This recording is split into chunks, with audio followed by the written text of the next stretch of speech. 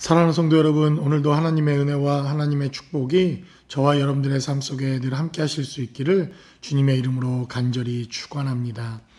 우리가 오늘 함께 나누게 될 디모데전서 5장 11절로 25절까지 기록되어져 있는 하나님의 말씀을 통해서 이 시대를 살아가는 우리들에게 하나님께서 약속하신 하나님의 말씀과 하나님의 언약을 통해 하나님이 주시는 축복과 언약의 약속은 무엇이었는지 본문이 기록하고 있는 말씀을 통해서 우리가 함께 나누어 보기를 원합니다. 성경이 기록하고 있는 사도 바울과 사도 바울의 서신들을 잘 살펴보면 그는 수많은 영적인 열매들을 거두게 됩니다. 특별히 그가 사역을 통해서 경험했던 여러 가지 사역의 열매들이 성경에 등장을 하는데 대표적인 것이 있다고 한다면 교회입니다. 사도 바울은 어디를 가든지 교회를 세우고 교회를 또 이 땅에 하나님의 나라가 확장되도록 개척하는 일에 삶을 드립니다. 고린도 교회, 에베소 교회, 또 갈라디아 지역에 있었던 교회들, 또 빌립보 지역에 있었던 교회들, 그는 더 나아가 로마에까지 하나님의 복음과 하나님의 말씀을 전하기 위하여 애를 쓰고 수고하며 하나님의 교회를 세워나갑니다. 또 한 가지 사도 바울에게 있어서 그에게 궁극적으로 중요한 영적인 열매들이 등장을 하는데 그것은 바로 사람입니다. 로마서 16장에 기록되어져 있는 그의 동역자들을 쭉 살펴보면 영적인 교제를 함께 했던 신앙의 동역자들과 함께 평신도 지도자들, 그리고 자신의 먹을 것과 의식주를 책임지는 이러한 다양한 형태의 믿음의 동역자들이 그의 삶의 열매로 등장하는 것을 보게 됩니다. 그리고 사도 바울에게 있어서 또한 귀중한 사역의 열매가 있었다고 한다면 그것은 바로 성경입니다. 그는 교회에 편지하거나 혹은 믿음의 동역자들에게 그의 글로 편지를 남기게 됩니다. 물론 편지의 형식과 그리고 편지라고 하는 이런 일상에 주어진 형식적인 표현으로 하나님의 글과 하나님의 메시지가 남겨져 있게 되었지만 그가 기록했던 교회를 향한 편지와 혹은 개인에게 전달했던 이 편지의 내용들은 지금 우리가 하나님의 말씀으로 하나님이 우리에게 전달해 주신 성경의 메시지로 그리고 정말 하나님의 마지막 때까지 교회와 성도들에게 주신 언약의 메시지로 지금까지 우리에게 전달되어져 옵니다. 그래서 오늘 우리가 나누게 되어지는 이 디모데 전서라고 하는 메시지와 디모데 후서의 메시지는 비록 디모데라고 하는 이 개인에게 주어진 편지이지만 그러나 지금 이 시대를 살아가는 주의 공동체와 하나님의 백성들이라고 하면 바로 하나님의 말씀으로 하나님의 언약으로 받아들여야 할 메시지가 바로 이 디모데 전서에 기록되어져 있는 메시지입니다. 디모데 전서에는 대략적으로 사도 바울이 이제 목회를 시작한 디모데에게 목회에 대한 코칭을 시작합니다. 그것을 멘토링이라고 해도 요즘 사용하는 단어로는 적합한 것 같습니다. 어쨌든 지금처럼 전화가 발달한 것도 아니고 혹은 지금처럼 메신저를 주고받는 인터넷의 시대가 아니었기에 사람의 편으로 사람의 손으로 직접 쓴 편지가 사람에 의해 전달되어지는 방식이 가장 그래도 효과적인 그러한 방식이었던 것 같습니다. 몇 달에 걸쳐 또 어떨 때에는 정말 장시간의 시간을 거쳐 사람과 사람의 손에 의해 이렇게 편지의 형식으로 전달되어진 이 편지가 디모데에게 전달되어 목회를 시작한 디모데가 어떻게 목회를 감당하게 할 수 있는지 또 목회에 필요한 정말 중요한 목회적 가르침은 무엇인지 디모데 전서를 통해서 우리에게 전달되어 내려져 오고 있습니다. 이것은 단지 디모데에게만 전달되어지는 메시지가 아니라 이 시대를 살아가는 모든 그리스도인들, 특별히 교회에 대한 대단히 중요한 지침과 메시지들이 기록됩니다.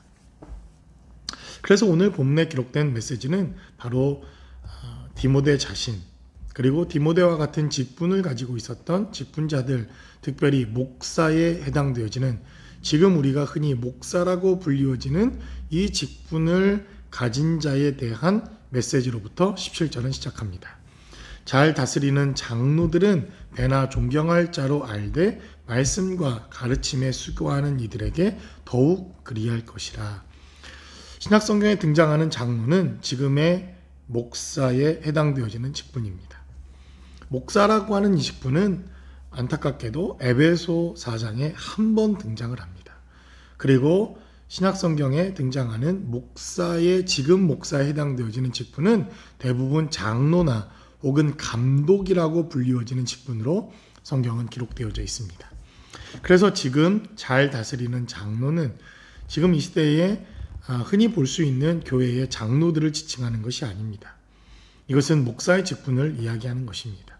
또 우리가 잘 아는 것처럼 장로 교회가 시작되어지는 이 장로의 직분에서도 그 장로들은 모두 다 목회자들입니다. 지금 시대가 이렇게 바뀌어 장로라고 하는 제도 자체가 이렇게 바뀌었을 뿐이지, 사실 성경이 말하고 있는 이 장로라고 하는 직분은 목회자들을 지칭하는 것입니다. 그래서 이 장로들은, 또 이 목회자들은 하나님의 말씀과 가르침에 수고하는 이들이니 이들을 존경할 자로 알아라, 이렇게 성경은 말씀합니다. 제가 목사이기 때문에 목사를 존경해라, 목사의 말을 들어라, 이렇게 말씀을 드리는 것이 아닙니다. 전제가 있습니다. 말씀과 그 하나님의 말씀을 가르치고 말씀에 대하여 수고하고 있기 때문에 그들을 존경하라는 것입니다. 왜냐하면 이것이 없으면 하나님의 말씀조차 하나님의 말씀으로 받아들여지지 않을 때가 너무나도 많기 때문에 그렇습니다. 그러므로 여러분들이 정말 하나님의 말씀을 전하는, 또 말씀의 사역을 감당하는 그러한 사역자들과 좋은 관계를 유지하고 그들과 좋은 영적인 관계를 가질 때 사실은 영적인 여러분들에게 유익이 있습니다. 물론 마찬가지로 목사들은 정말 경고의 메시지로 들어야 합니다.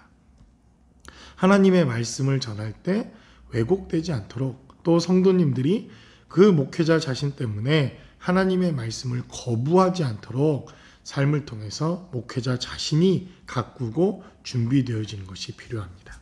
그래서 19절에 기록된 대로 장로에 대한 고발은 두세 증인이 없으면 받지 말 것이요 라고 말합니다. 18절에 기록대로 성경에 일렀을 때 곡식을 밟아 떠는 소의 입에 망을 씌우지 말라. 결국 목회자들에게도 필요한 물질을 공급하고 그들에게 필요한 샐러리를 제공해라. 이것이 성경의 가르침입니다. 20절에 기록된 대로 범죄한 자들은 모두 사람 앞에서 꾸짖어 나머지 사람들로 두려워하게 하라. 징계와 권면에 대한 메시지가 기록되어져 있습니다. 디모데에게 너의 나이가 어린 것에 대하여 업신여기지 않도록 너를 돌아보라, 이렇게 사도 바울은 권면했습니다. 그리고 특별히 사도 바울은 징계에 대한, 교회의 징계, 권면에 대한 메시지가 주어져 있습니다. 21절에 기록된 대로 하나님과 그리스도 예수와 택하심을 받은 천사들 앞에서 내가 엄히 명하노니 너는 편견이 없이 이것들을 지켜 아무 일에도 불공평하게 하지 말고 모든 사람들에게 공정하게 하나님에 대한 징계와 심판의 메시지를 전하라, 이렇게 말합니다. 그뿐만 아니라 사도 바울은 디모데의 개인적인 사사로운 일들도 편지를 통해서 권면합니다. 23절에 기록된 대로 이제부터는 물만 마시지 말고 내 위장과 자주 나는 병을 위하여 포도주를 조금씩 쓰라. 아마도 디모데는 병약하고 지병을 가지고 있었던 것 같습니다. 그래서 사도 바울은 디모데에게 목회를 잘 하려면 육체의 문제도 잘 관리해라, 이렇게 권면을 하고 있는 것을 보게 됩니다. 이렇듯 사도 바울은 영적인 아들인 디모데에게 편지하기를 주저하지 않습니다. 그에게 필요한 것, 또 그에게 가르침이 있어야 될 것들, 또 때로는 훈계하며 징계하며, 때로는 격려하며, 때로는 위로를 전하며, 이러한 영적 교제가 바로 하나님의 말씀으로 지금 우리에게 남아있다는 것입니다. 그러므로 저와 여러분들이 정말 신앙생활 잘하는 것, 그것은 교회 생활을 잘하는 것입니다. 교회 생활을 잘한다고 하는 것은 하나님의 말씀에 순종하여 그 말씀대로 교회를 세워나간다는 것입니다.